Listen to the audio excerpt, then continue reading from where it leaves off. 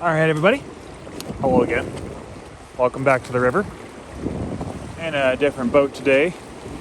Water's dropping, so smaller boat, easier lines.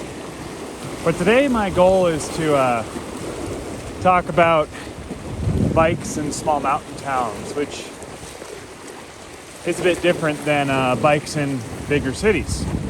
Because one of the first things I want to point out is that mountain biking is a thing. So it's very interesting walking around a small mountain town, and very rarely do you see, I guess you call them Dutch style bikes or, regular bikes. You see a handful of like cyclist style bikes, road bikes, things that are meant for speed, long distance, efficiency. But most people riding around are usually riding a mountain bike, which is a much heavier, stockier, sturdier built bike than most commuters or cyclists or Dutch style bicyclists would ever consider using. It's just a different culture, because most of these bikes are actually, seeing trail time on the mountains. And of course, there's no reason why you can't, get, a bike that has no suspension, one speed, and very simple, like Dutch style bikes. Like, those are entirely viable in mountain towns, but it's just, by and large, you're going to see very, very high end, or at least very complex mountain bikes. Mountain biking is actually a kind of a sport I've never really gotten into. I feel as though I already have too many expensive hobbies in the outdoor recreational world, like rafting and snowboarding. You kind of have to pick and choose which sports you get involved in, or else you're going to run yourself out of money. And mountain biking is definitely a very expensive buy-in to enjoy. But biking typically doesn't, because you can go on Facebook Marketplace or really anywhere and probably nab a functional bike for probably less than $100. But the viability of biking in small mountain towns is actually interesting, because I know from memory that Salida has a 96 bike score. I'm not quite sure their methodology on that. Is that, the number of people who own bikes, or the number of people who, when answered in answering a survey, said, like, I bike this many miles per week, or I make this many bike trips, and are mountain bike trips included in that? I don't know.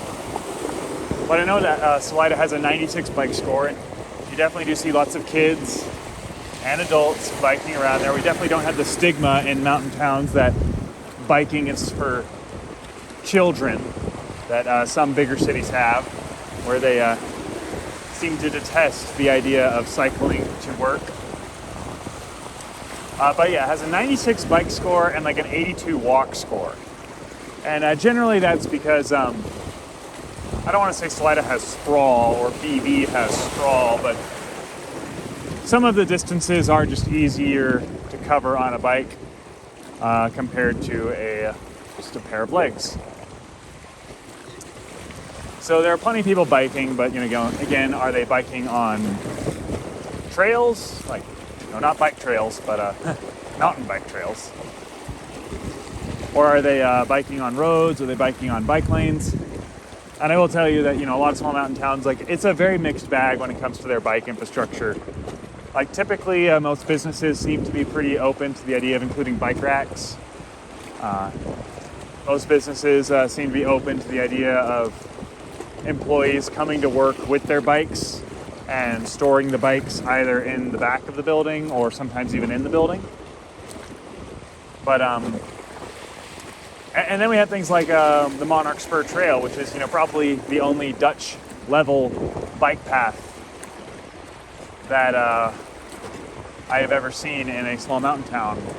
Not to say they don't exist elsewhere, but it was pretty impressive, considering that exists.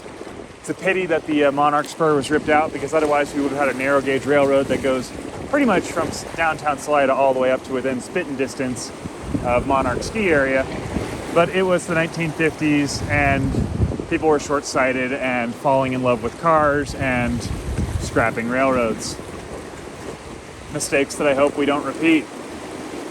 And I will probably circle back to rails to trails at some point in this podcast, but for now I want to talk about, just bikes in town.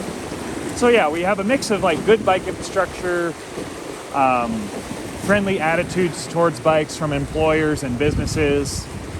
But I have seen, like, along Highway 50, which is a stroad through Salida, they call it Rainbow Boulevard. Why is it that stroads always have these deceptively, appealing names when I do see people walk and bike along Rainbow Boulevard, which is a stroad,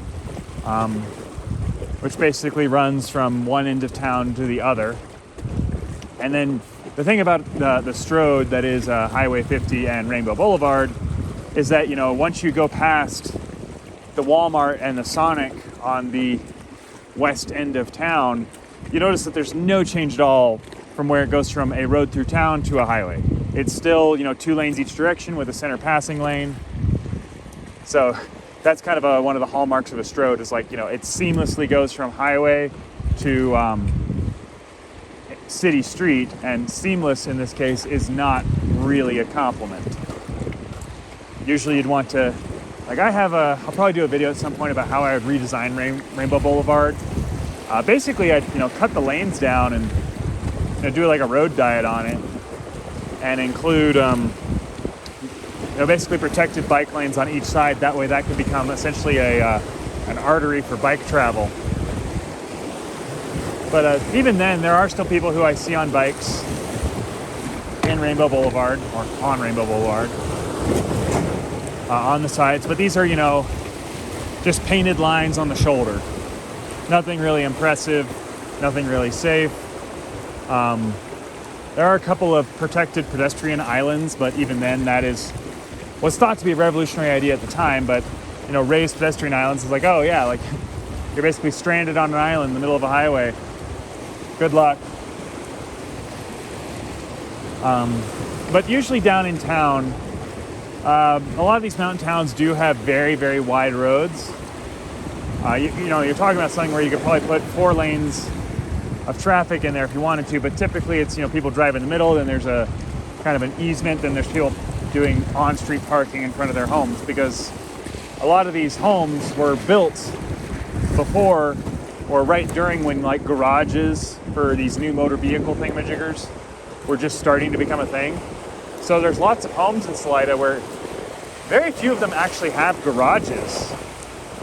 There's a lot of alleys, which is kind of like the precursor to a garage of like storing a vehicle or having access to a home from the back. And, alleys are an interesting concept because that's kind of something that has disappeared in modern suburbia. You only really get to access a house from one side. Make of that what you will. But Salida does have lots of alleys. BV has alleys too, and like these aren't just downtown, these are in neighborhoods. So these alleys provide another place where cyclists and bikes and people riding bikes can kind of get away from the traffic of the surface streets in town. But then again, those surface streets are typically only, even though they're 4 lanes wide, there is kind of an unofficial bike lane. In fact, that if you drive either on the sidewalk, or if you ride on the sidewalk, or between a parked vehicle and the center road traffic, there is space there. But largely there is no proper bike infrastructure once you get to the grid of a city like Salida. And BV, I have not spent as much time on the west side of BV to really explore their system. I've mostly spent on the east side of the highway in BV, the downtown side. But alleys and very, very wide streets in a relatively calm city kind of encourages people to ride their bikes. Also, I have done a fair share of riding around on a bicycle in Salida. It wasn't my bicycle. I actually don't own a bicycle myself, largely due to the fact that I do live kind of on a homestead outside of town, which again plays into the irony that is kind of surrounding my entire channel of like, yes, I'm an off-grid homesteader that is talking to people about urbanism. Yes, I'm aware of the irony. That's fine. Everything is fine. But that just means I'm very in tune with sustainability and energy usage, which is kind of what, a lot of urbanism circles back to, trying to reduce the energy consumption and resource consumption per capita by designing things in a much more compact and efficient way that allows bikes, walking, and public transit to be more viable than the incredibly inefficient personal automobile, which America, we really need to go through a nasty divorce with our personal automobiles because it has become a very one-sided, abusive relationship on the part of the auto companies, oil companies, and the various municipalities and cities that they have essentially convinced require their product to survive. I digress. So back to bikes. So, mountain towns typically don't have the best bike infrastructure compared to cities because, though they do build it from time to time, the idea is that the city streets are calm enough most of the time that people feel like they can be safe, just riding on the road. I know when I first came to Salida a couple of years ago, that kind of flabbergasted me of like, why are all these people riding on the road? Like, it's because Salida does have sidewalks. Now they are narrow, probably more narrow than they need to be. I'd like to see the streets become narrower and the sidewalks become wider, mostly for pedestrians and people walking their dogs and stuff like that, not necessarily for bikes. But yes, people tend to ride. Why do people ride their bike on the street? Well, they like, bicycle. If you're riding a bike and you're providing all of your own motive power, people don't like tight and twisty corridors that it's really hard to build up your speed and keep your speed. They like, straightaways and gentle curves and ways how to conserve and coast, conserve your momentum and coast through corners. That's why when I see sidewalks that are made for bikes, but they have very sharp 90-degree corners, it's like, well, no one's ever going to ride on that because they're going to have to kill all their speed and, then pedal up and speed their bike up to get around the corner. So good bike paths have to kind of, follow the high-speed rail mentality of like nice straightaways, gentle curves, or just gentle curves in general if straightaways aren't an option. That way you can kind of get up to speed and just kind of maintain that speed, which makes it much easier and much more time efficient to get where you need to go, because even if people like that ride bikes say it's all for the environment and they want to be efficient and clean and all that jazz, they still aren't wanting to pedal continuously. They want to have like, hey, I'll ride my bike, but don't make it any harder than it needs to be. So they want gentle curves and not constantly swerving around fire hydrants and signposts and other obstacles that you would typically find on a sidewalk. Which totally makes sense. But that's why in small towns we're like, well, we don't really have enough traffic to necessarily justify building these bike lanes to protect people on bikes from traffic. So they're just going to get on the road and, they're going to use the kind of the grid network of Salida, where they are a bunch of straightaways, and, well, the intersection of a grid network is kind of like, on a bike, that's a pretty gentle curve, even taken at speed, as long as, the motorists don't run you over at the intersection. That is one of the issues with bikes in Salida that I have noticed, is that Salida has a lot of, it is a grid network, and there are lots of one-way yields, or like the yield is for north-south or east-west, but there is no stop sign and nothing the other way. So basically traffic gets to ride through.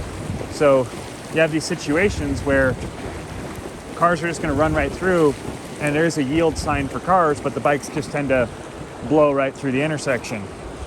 And that's the whole argument of like, should bikes be held liable if they're riding on the street? Like, do they need to pay stop signs and yield signs? And typically, I know it might sound very anti-urbanist to me, but like, yes, if you are riding on a street with no bike infrastructure available, then it becomes very important that you obey street signs. So like, if you're riding your bike and you come up to a stop sign or a yield sign, you stop or you yield, because if someone were to plow you over in their SUV, as tragic as that would be, it's like, well, yep, you did break the rules of the road. So that is a very controversial and kind of interesting thing about bikes, is that I have seen plenty of bikes blow through yields without really looking, and also seen them blow through stop signs, which is dangerous. And, you know, I do have a motorcycle, and I do ride motorcycles, and people on motorcycles tend to have a different attitude towards road safety. You know, it's said that, you know, when a cyclist gets out on the road, they're like, everyone else is responsible for my safety. But then, you know, a motorcyclist gets out on the road after they've put on their effective body armor of, you know, reinforced jackets, helmet, you know, riding pants, all that jazz. These guys are fishing up here, so I'll finish this thought in a bit. So just kind of enjoy the river ambiance.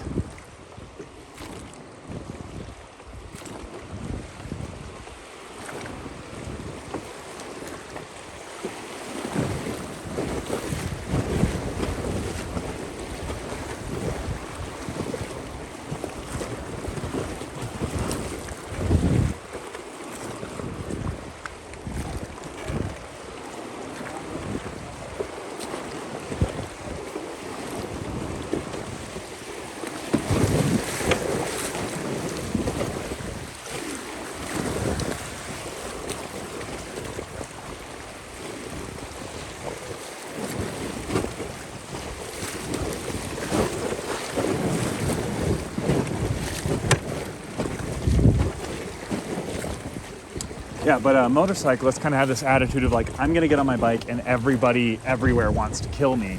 And motorcyclists tend to be very defensive with their actions and very defensive with the gear they ride. And then you get someone on a bicycle or an e-bike and they are basically wearing shorts and a t-shirt and might not even be wearing a helmet, or wearing like a single impact helmet, not a DOT approved helmet, on an e-bike that can go, you know, they can push like 25, 30, 35 miles an hour, and they're just zipping through the city streets. And they're not paying attention to stop signs and yield signs, which, again, as much as I want to promote more bike infrastructure and more people biking than riding in cars, you know, that's still kind of a recipe asking for disaster. I know Fort9 made a video about, you know, like cycling versus, you know, or commuting on an e-bike versus commuting on a motorcycle. And basically saying like, yeah, you know, motorcyclists, like, they have to go through training. You have to get a permit. You have to get your license. There's a test you have to pass.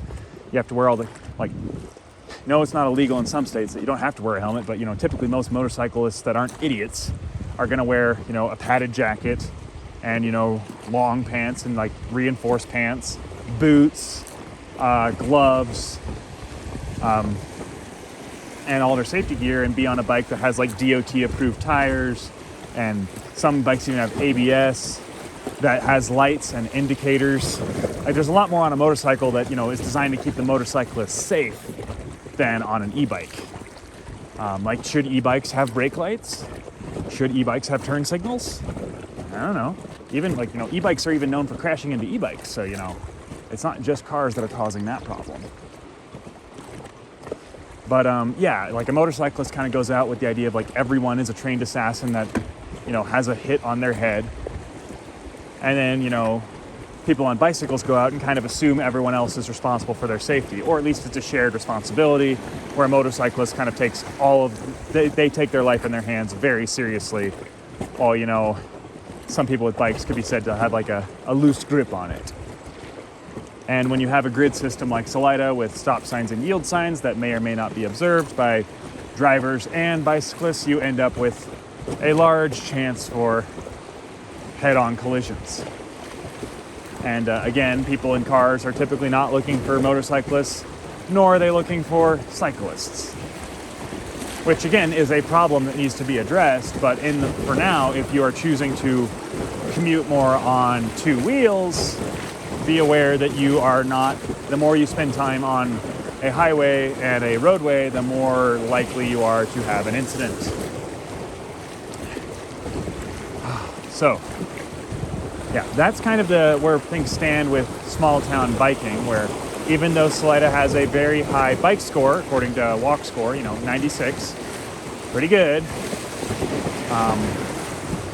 And I do see people, you know, ride bikes down into town to get a bite to eat or go meet up with friends. and go to the grocery store. There's also another side of cycling in Salida that I've seen where people put on little trailers on their bikes. And Salida is a river town. We are right next to the Arkansas River. We do have a kind of a play park where it's kind of artificial man-made features in the river that are very stable and predictable at many different flow levels. So you will actually see people hook up these bike trailers to their bikes and bring like their kayak down or a paddleboard. I'm sure someone's, folded up a raft and brought a pump and pumped up a raft to surf a hole. But you will see people actually using their bikes and bike trailers to move around gear that normally people would say requires a car. So that's kind of inspiring. And the other side of bike culture in small mountain towns is, I know Not Just Bikes did a video kind of about why he's raising his kids in the Netherlands. And a big thing he cited is essentially the freedom of the kids to kind of go out of the house and go over to a friend's house, or go meet up at a restaurant, or go to the store and, buy popcorn and candy for a movie night at a friend's without needing their mom to load them up in the minivan. So there is an entire side of cycling which is designed to essentially liberate and free children, which I think is good for a child's development because, they are, like, we live in a society. And that's all I'm going to say about that. We live in a society. So having kids that are essentially under house arrest until they get their driver's license, you need to think of the sociological impacts of having, essentially the next generation only really interact with the world on their terms, or at least with freedom, once they turn 16. And until then, they've basically been a caged bird. They might have their video games and they might have, their internet connection for social media. But if their parents don't feel safe in letting those kids walk or ride their bike to the local park or to their friend's house or anywhere, then essentially, that kid is, essentially having to fulfill a petition saying, I request leave of the house. I require a chauffeur and a motor vehicle to take me to this destination at this time so I may participate in that activity, which has a huge effect on mental health. And now, thankfully, in small mountain towns, there seem like the parenting style in small mountain towns, at least as it has been observed by me, is more similar to European style parenting than American style parenting. American style parenting is very child centric, while European style parenting is more family centric, where the adults actually matter. A little tidbit here. In France, I believe that there's kind of a custom that, around 7 or 8 o'clock at night, or for them that would be 19 to 20 hours because Europe tends to use military time.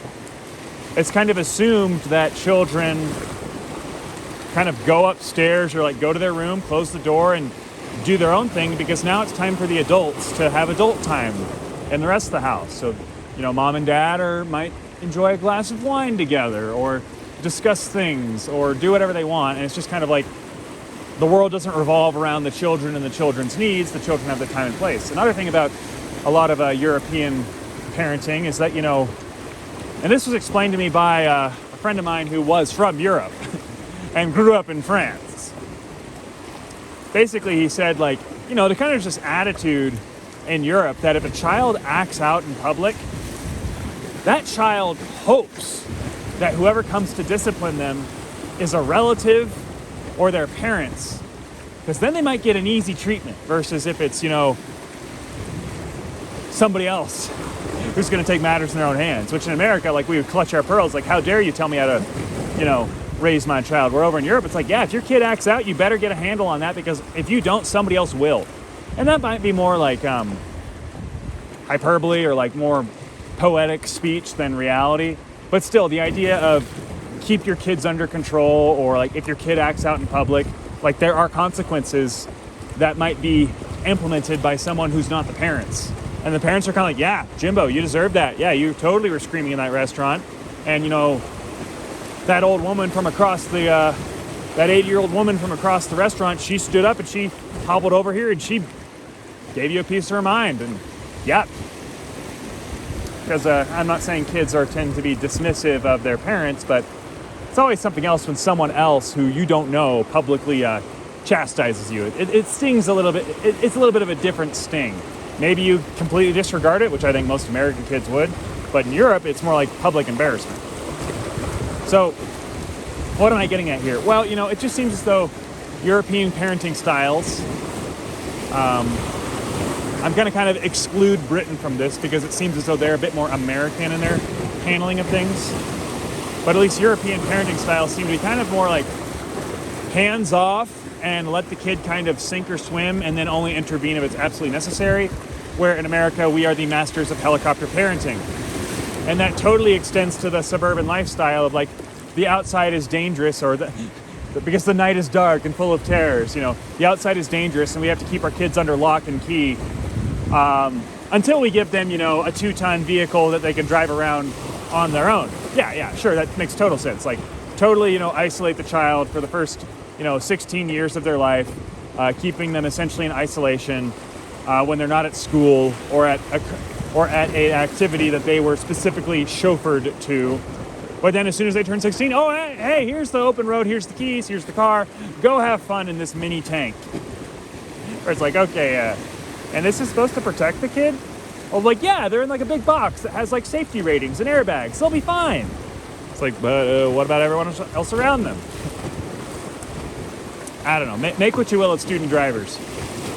But yeah, there is kind of this attitude that, an overprotective attitude in America towards children that extends to essentially, limiting their freedom when they're younger because they can't go anywhere safely, or at least it's perceived that they can't go anywhere safely. And honestly, in a lot of parts of the country, if you are in suburbia, that's more fact than fiction of like, yeah, you really can't go anywhere safely without a car.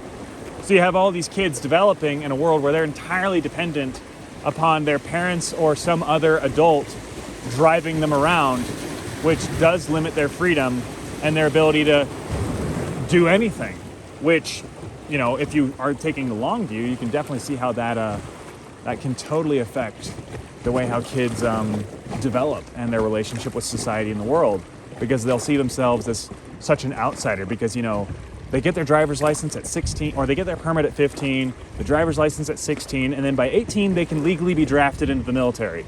So you're going from essentially house arrest with your video games and your social media and your backyard and your dog to now you can drive a 2-ton vehicle to now you can go to the military and drive an 8-ton vehicle. That escalated quickly. And that's a very short period of time. Like, I know when you're younger, time feels longer because as you get older, 1 year becomes a diminishing percentage of your life. But yeah, from 16 to 18, that 2-year period, if you're starting at 16, that's either 1/8 or 1/9 of your life right there. For you to essentially, while you're in high school and doing all that stuff, you've got to learn all this stuff. But, in these small mountain towns, I've seen kind of a style of parenting that I find much more healthy to the development of the child, where the parents seem, I don't want to put words in anyone's mouth or tell anyone in Salida how they're parenting their kids, but you do see this thing where like kids will get on their bike and go downtown and buy an ice cream cone with the money they made cutting lawns, or I don't really know, or their summer job, I don't know. That's the other thing. Kids can get summer jobs if they have their own mobility. Like they can work as a lifeguard. They can, work at the ice cream parlor. And now we're entering like the child labor law thing of like when should children be able to work. But it's like, hey, if a kid wants to, work a few hours a day at an ice cream parlor to get money to buy ice cream, I don't know. I'm not going to get into that too much. But yeah, personal child transport that they have autonomy over because they have a bike does allow them, if they choose, to maybe get a part-time summer job to, get some money so they can, buy ice cream or maybe buy new tires for their bike. I don't know. These are things that, these kids are learning commerce. They're learning how the economy works. Some might say they're learning how a work ethic works. But having the kid locked at home pretty much, excludes them from all of these activities and all of these options. Which is why when I go downtown in Salida and I see all these kids riding their bikes around, like in packs or groups, or they could be rollerblading or skateboarding, having fun with their friends. I like to think that like the parents are, unless they're just sneaking out the back door, the parents are like, yeah, this is good, this is healthy. The parents feel that the town is safe enough for these kids to run around. Just the other day, I saw some kids running around in downtown Salida at night with laser guns, kind of playing laser tag. And I'm sure if it were any other city, that situation could end very badly if the police got involved, which that got dark really quickly. But yeah, these kids are just playing. They're exploring their world. They're learning things. They're probably learning more. Like a kid probably can learn more in riding their bike downtown and just interacting with the town and people watching over one summer than they'll learn in their entire social studies class in the 5th grade. They're going to learn more about how the world works. And just by seeing it, feeling it, touching it, smelling it, not being cooped up inside waiting for the next time that the minivan in the driveway will whisk them away to soccer practice or wherever else they're going. I would even give Salida more props, and BV as well, of these kids they ride their bikes down to the river and swim in the river. And there may or may not be adult supervision involved. There's that whole eyes on the street thing that not just bikes picked up, which again Salida has in spades, which probably makes it, not only safe in the sense of child predators, not safe for child predators, but safe against child predators, because yes, when you have a nice walkable downtown with people riding around on bikes and kids who got there with bikes, little Jimbo can hop on his bike and pedal down to the river to go hang out with his friends in the heat of summer and swim in the river. And even if mom and dad are at work or they're doing something else, they know that oh yeah, there's always people downtown. Someone's watching. And again, in a river town, you tend to have the number of people who are literate with how the river works. There's probably always a river guide running around, or maybe even a river company like RMOC or something like that doing some kind of training or practice at the play hole with kayakers. There's always people with gear, helmets, PFDs. It's a place that most people would say is super dangerous, but others would just look at it and be like, oh yeah, we got all kinds of I'm not going to say professionals, but the amount of river experience, the years of river experience that you would see around, for example, downtown Salida, where there's the play holes and the play waves. If you were to just take all of the years of experience at any given time that is watching that river, it's probably over a century of experience of the collective hours and years of time on the river that those people that are just hanging out by the river have. So, if something were to go wrong, if a kid were to have an issue, someone's going to jump in there and save them. It's not a very dangerous place if you consider all of the safety factors included. And I really, really like to see it when I see families and even kids by themselves just playing in the river, having a good time in the middle of summer, and they have their bike, tied up to a tree next to the river.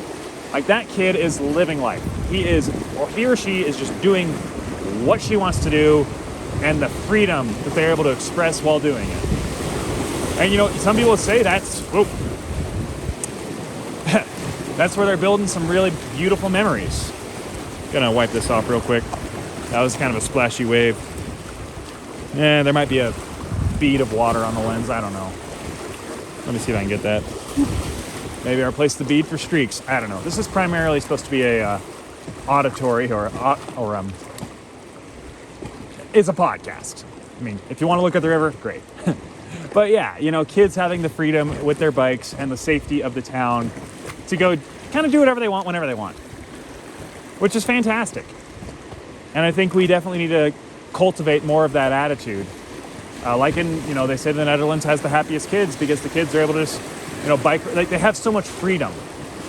I'm not saying they can go to Germany or France if they wanted to, but even around their town, they can still go to that, candy shop and then go see a movie. Kids still see movies. Streaming services taking over everything. I don't know. When I was a kid, I grew up in a place where we did have a lot of good bike paths, and I did have a bike then, and primarily we'd ride to parks, or as I got older, it was more about just riding around the town and seeing how far I could go, and exploring certain parts of town I'd never been to. And that was fun. I could spend an entire summer afternoon just riding my bike around in circles. And these days, kids are, inside playing Fortnite, eating junk food. And you wonder why kids are starting to have these mental health problems of from isolation and anxiety and depression, and how the teen suicide rate's going up. I'm not saying bikes are the silver bullet that would make kids happier. But, it's probably something that wouldn't hurt if kids have more independence and their mobility and they're able to go do the things they want to do when they want to do them. And if the town were safe enough that the parents would be okay with them running off and doing something. Even if that's just going down to the park and, watching the world go by. And also, there is an extension of, in Salida, there is a really, really fantastic mountain bike network on S Mountain. So, sometimes they ride their mountain bike into town and just ride right past town and, pedal up S Mountain and go do some nice mountain bike trails. And then they, on their way back into town, they drop by the ice cream parlor and get themselves a Victory ice cream cone. And then they go home and they're, they've had a workout, they've had a reward, they've had a nice day, and then they just, pedal back into the house. I mean, I sometimes wish, if I could live it all over again, being a kid in Salida or the Netherlands would just be so cool. Even though I did, have a place where I grew up where I could ride my bike around, it's just, I didn't have what Salida has. The town I grew up in did not have any of that. It just had some nice sidewalks. But, and the Netherlands, I couldn't even imagine, which is incredible. So yeah, making more and more of our towns accessible to kids on their bikes and making it safe enough for kids on their bikes would naturally make the place, of course, safe enough for adults on their bikes. And I'm going to make a pretty big transition here and start talking about, snow, because, well, that is one thing that, is usually somebody say, well, I can't rely on my bike year round because of snow. And in Colorado, we definitely do get those blizzard days and those dumps where with global warming, Salida probably has not seen the same level of snow it used to see, back in 1905. But, there are still instances where, yeah, it can dump a foot of snow overnight. And of course the roads get plowed, and typically they plow all the snow. Some of it ends up on the bike paths, and the bike paths in general don't get plowed. Although this year, I'm going to try to get down to Salida after a big dump of snow if I have the day off, and just go check out the Monarch Spur Trail and other things, and just see what's going on, see if there's any activity. That'll be interesting. But yeah, there is that attitude of bikes. Our bike infrastructure is secondary to road infrastructure. Bike lanes will get covered in snow, sidewalks will get covered in snow, even bike trails will not even be touched. And again, I want to go observe this stuff in the winter once we get that, September 1st dump that sometimes happens in the mountains. But even if, there isn't that much snow on the ground in Salida most of the time, because Salida is one of those weird towns where there'll be there'll be plenty of snow up on the mountain, but because Salida is at 7,300 something feet, or is it 7,500 feet? I don't know. The snow doesn't tend to tick around as much anymore. And the big snow events in town are, snow a few inches here and there, maybe a foot every once in a while. But, do we necessarily need a comprehensive fleet of bike path plowing vehicles? Probably not. And again, I want to go out this winter and observe and see, do we already have those? Because I've never seen them, but I've also never looked for them.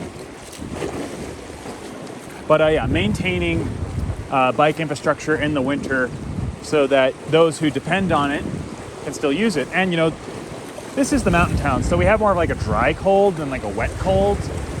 And we're at elevation, so, we could definitely be like Oslo and, people ride around their bikes at, 10 degrees. Get some studded tires and the right gear, you should be fine. I've yet to see a velomobile in Salida. I've seen plenty of recumbents, though. But yeah, maintaining bike infrastructure as a viable alternative year-round. That is another side of increasing bikeability and increasing the number of people that use their bikes instead of cars. But I definitely do see the argument like, well, when it gets really cold, I don't ride my bike. It's like, well, I'm not going to force anyone to do that. But it should be an entirely safe and viable option for those who wish to do that. And I have seen people ride their bikes, early in the morning in the middle of January when it is flipping cold outside. It can totally still work.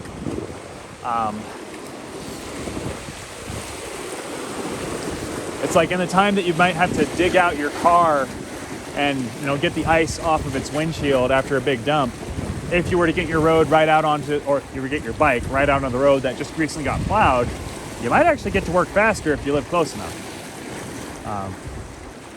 Although, ice, yep, that's why studded tires are important, because, sliding out through a corner on a bike, on asphalt, not exactly a great plan. But what the future of, increased bike traffic in small towns looks like. I think we're at a pretty good spot right now, like 96 bike score, not bad. Definitely room for improvement. I'd like to see a redesign of Highway 50, Rainbow Boulevard, that is more bike friendly. And there's the whole like, well, we never see bikes here, so we don't need to build the infrastructure. Then there's the whole, build it so they will come argument of like, well, if you actually built the infrastructure, then you might see more bikes here. Because who wants to ride through a painted bicycle gutter next to a state highway? Not many people. In fact, I'd really like to see a nice bike path built right in front of the stupid, Chevy GM dealer in Salida. Just, kind of as a, paint an interesting, ironic picture there.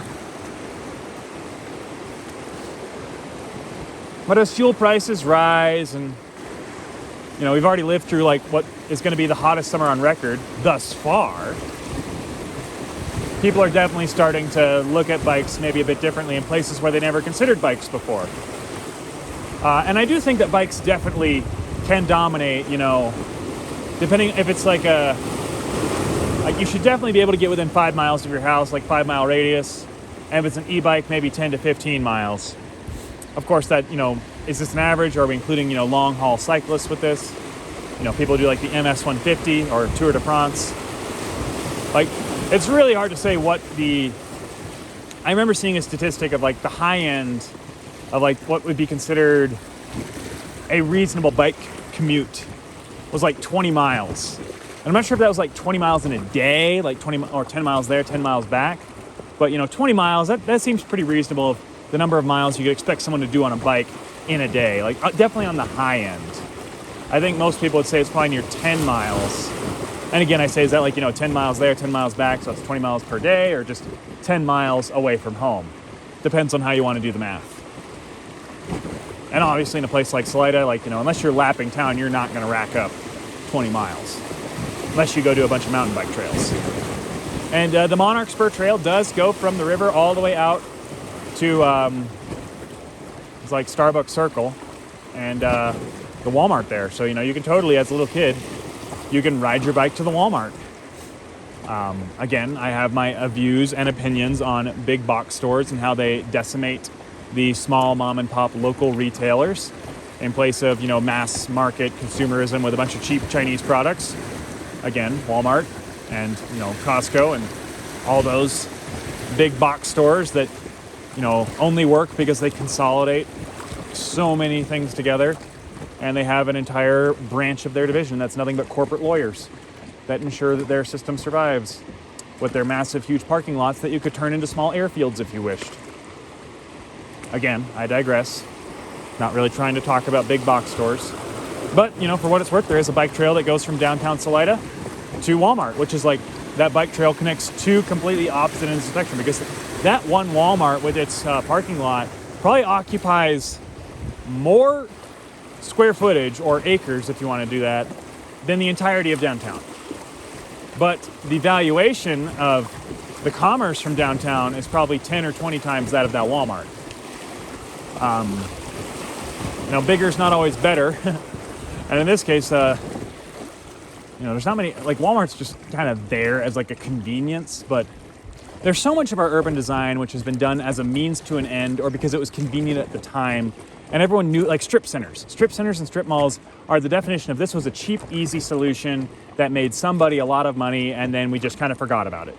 Like I know in Poncha, which is a really interesting comparison to Salida, they built a strip center, a brand new one. They got like 1 or 2 tenants out of the 5 spaces in there. And after that raging, roaring success, they built another bigger strip center. It's like, how about you fill up the room you already have before you bulldoze this plot of nature to build another strip center that's going to sit again at like 50% occupancy. Now, I do think the new one is nicer. Like it doesn't look so crappy, but it's again an entirely car-dependent structure with no intention given to bikes. I mean, I think Poncha definitely does. Poncha is no Salida. Some people say Poncha is a suburb of Salida, but they do not have bike infrastructure. I don't even think the Monarch Spur Trail goes up into Poncha, even though the Monarch Spur used to go through Poncha, and Poncha used to have a nice little rail yard. But not anymore. We ripped that up because the automobile is the future. Oh, had we not had cheap oil and not had our industrial base bombed to hell after World War II, we would look a lot more like Europe. Europe was built in its way not because of their altruism or their forward thinking. It's mostly the fact of like after after World War II, Europe was so decimated, they really couldn't afford to build a very inefficient system. And they were definitely building motorways, their version of highways, in the 1950s and 60s. But gas and fuel has always been more expensive in Europe, and they had a better rail network before the war. And then they really prioritized building high-speed rail when it was the best time to build it, which was in the 50s, 60s, and 70s, and 80s, when you yet to have all the suburban sprawl that ate up all the land to prevent people from building rail. But yeah, they just didn't have the energy or the resources, even in the form of like factories that were still intact, to the way how America, which like fought a world war without really ever having any hits at home. I know there were a handful of incidents at home, like on the West Coast with that Japanese submarine that shot those oil bins. Ironic. But yeah, we kind of like won the war but lost the country because we were so arrogant in our attitudes in the post-war era. We're so like, yay us, we can do no wrong, that we just, doubled down on automobiles and planes because we built a lot of tanks and warplanes during the war. Might as well just, make civilian versions of those, forget these stupid train things, and the GI Bill heavily favored subdivision or suburbs, and we really just screwed ourselves over royally. And then the Interstate Highway Act came in and just sealed the deal. It made a lot of money for the people at the time, but now we are still paying our dues and paying debt, our repayments on all that. Which is why when we have these small mountain towns, which kind of were forgotten and left behind, again, in the same way how Europe, ended up where it did kind of by accident, and then they, really made the most of what they had with their high-speed rail network and their nice downtown cities. You could say it's not because they wanted that, it's because they couldn't really do that. Which some people are definitely going to argue that. But in America, with our small mountain towns, the small mountain towns became so destitute, kind of from the 50s to the 2000s, because that was when the resource extraction, the mining and the quarries that built them in the first place just kind of receded. And the reason why a lot of small mountain towns have so many old buildings is because at the time, they couldn't even afford to bulldoze their own buildings to build the brave new parking lot infested highway car-centric world. So the reason why small mountain towns are still cute and bikeable is because they couldn't afford to destroy themselves in the first place, because there was really not much going on. I mean, the joke was in 2000 you could buy the entire town for $2,000, or $2 million. In 2000 you could buy all of Salida for $2 million, because it was just this, boarded up, fallen blue-collar town with, Climax closing and the Tennessee Pass closing. There wasn't any activity. So the reason why we ended up what we did was not because we had this brave new vision. It was because they couldn't afford to buy into the stupid vision of the time. So that's why these mountain towns are still walkable and bikeable and dense. Not to say that development hasn't happened since then that has gone the opposite direction, because it has, like the Walmart, but it's more of a 50-50 or a 60-40 split than it is like in most communities, where either they've completely gutted all of their heritage and replaced it with parking lots, like most of the South, or they've just gentrified it all. But I think we're all wising up and realizing that urban sprawl is bad, and we should not be bulldozing any old buildings ever. And we should definitely work on our parking minimums, and we should definitely make bike infrastructure more friendly, because you've probably seen the meme of, like, you know, businesses when they have to build like a 5-acre parking lot, and it's like SpongeBob, you know, just pulling out the cash. And then businesses when they're asked to build a bike rack and they're like, ugh. Or we need to look at bike infrastructure the same way how we look at parking minimums. Like, can we replace our parking minimums with like bike rack minimums? Is that a thing? Can we do that? Yeah, I'd definitely like to see us get rid of parking minimums and say, well, like, how about it be one or the other? It's like, well, you know, to avoid your parking minimums, you can just install a couple bike racks, make an incentive for the companies and the businesses to do that on their storefront instead of building a massive parking lot. And be like, oh yeah, like buying a bike rack, you know, that's basically no maintenance, and it's a one-time purchase and probably doesn't cost that much. Just bolt that sucker in the ground and bam. We don't have to build a big parking lot that we have to maintain, because yes, in Colorado, maintaining a parking lot is not free. Snow and ice exist. They do what they do, and they break things up. So yeah, replacing parking minimums with bike infrastructure minimums, that would be a step in the right direction. And lastly, I want to talk about rails to trails, which again, I think Alan Fisher has a video on this. Rails to trails can be outright malicious sometimes. I'd rather see highways to trails or roads to trails. How about we take something we have in excess of and convert that to bike trails versus something that there's very little left? I mean, there's always been talk of taking the Tennessee Pass and turning it into a bike trail, which would be a 164-mile bike trail, which, though impressive, how useful would that be? I mean, the distance between Salida and BV on the railroad is about 33-ish miles, which means even with an e-bike, you know, you're looking at about, you know, an hour to go between Salida and BV. Like, how much are you going to use that? And the thing about rails to trails is that, you know, ripping up railroads is not free, it's not cheap. Putting in, you know, decent bike infrastructure, because if you just like rip the thing up and put down gravel, good luck with that. You'd probably have to do some kind of paving, because it does go through some pretty hostile environments. But yeah, it would be very expensive to rip up a rail line just to put in a bike trail that probably wouldn't be used.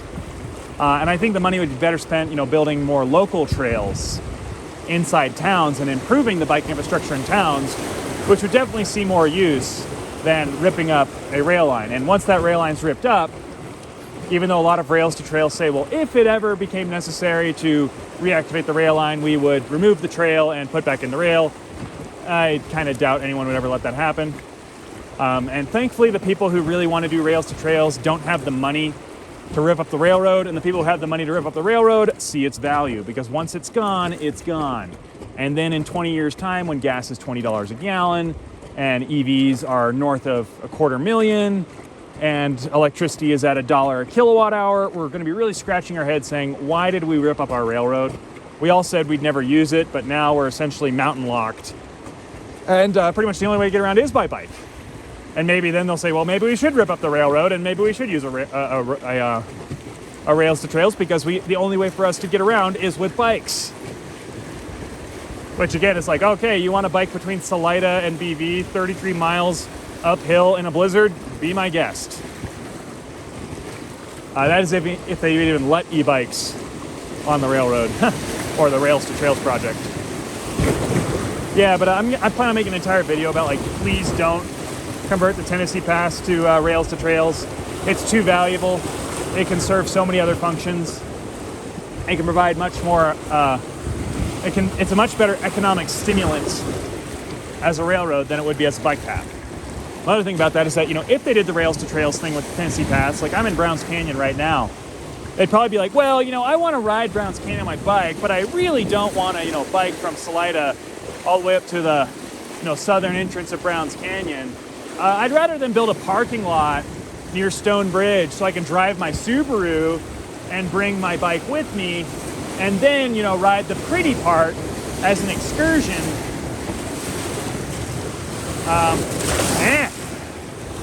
I want to ride the pretty part as an excursion, then ride back and get back in my Subaru. So the rails to trails conversion, if it took that form, would actually increase car dependence and increase traffic, then decrease it. And you would not be taking a single commuter off the road. You would not be removing a single car trip. You would be creating car trips. Because I can totally see, the super ultra environmentalist, ultra crunchy granola Coloradan being like, oh, there's a cool bike trail. I'm going to drive to it. Because it's like, oh, I got to, bike through like farmers' fields for like an hour before I even get to Browns Canyon. Screw that.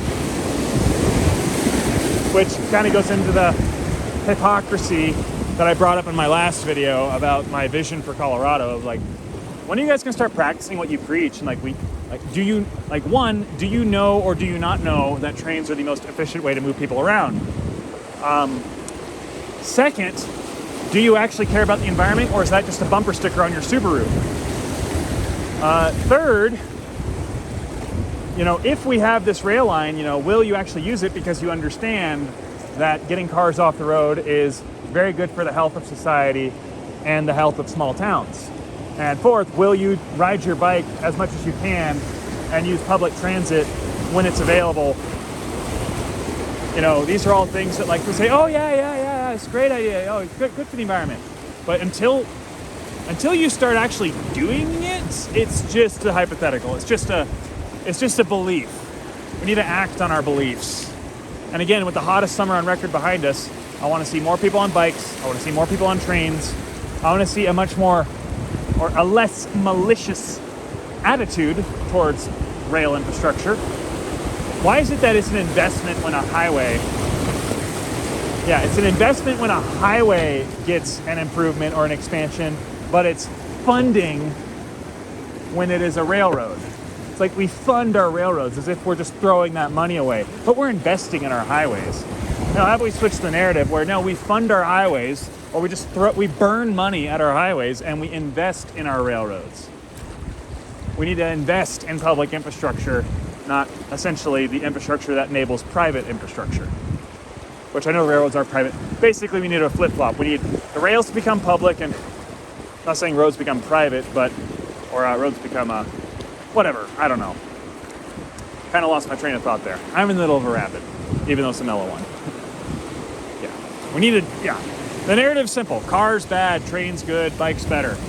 But that does not mean we rip up all of our railroads to build bike trails.